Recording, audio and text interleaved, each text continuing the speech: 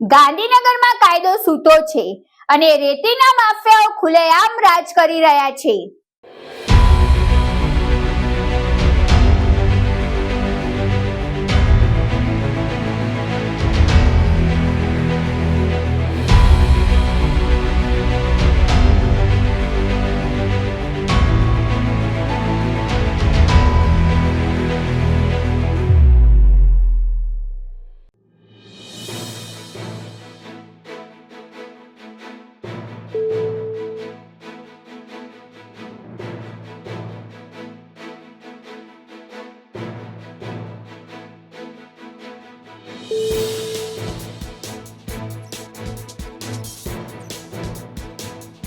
રાજ્યની રાજધાની ગાંધીનગર નજીક આવેલા ઇન્દ્રોડા ગામના સંત સરોવર ડેમ વિસ્તારમાં દિવસ દહાડે ગેરકાયદેસર રેતી ચોરીનો કાળો કારોબાર ધમધમી રહ્યો છે.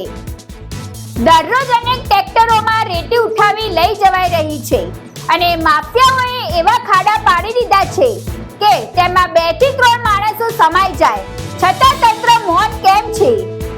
જે સંત સરોવર ડેમ સામાન્ય લોકો માટે બંધ કરી દેવામાં આવ્યો છે, એ જ વિસ્તારોમાં રેતી માફિયાઓ બેફામ રીતે ખનન કરી રહ્યા છે.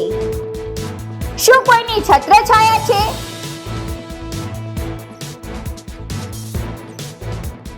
ચોંકાવનારી વાત તો એ છે કે જ્યારે પત્રકારે કોન્ટ્રાક્ટર પાસે લાયસન્સ માંગ્યું ત્યારે જવાબ આપવાને બદલે ગુંડાઓને બોલાવી પત્રકાર ઉપર હુમલો કરાયો. સવાલ સીધો છે, ગાંધીનગરમાં સરકારનું રાજ ચાલે છે કે પછી રેતી માફિયાઓનું? જો પત્રકાર જ સુરક્ષિત નથી તો સામાન્ય જનતા કેટલી સુરક્ષિત રહેશે? આ છે ગુજરાતની રાજધાનીનું કાળું સત્ય. હવે જોવાનું એ છે કે તંત્ર જાગશે કે પછી ફરી બધું દબાવી દેવામાં આવશે.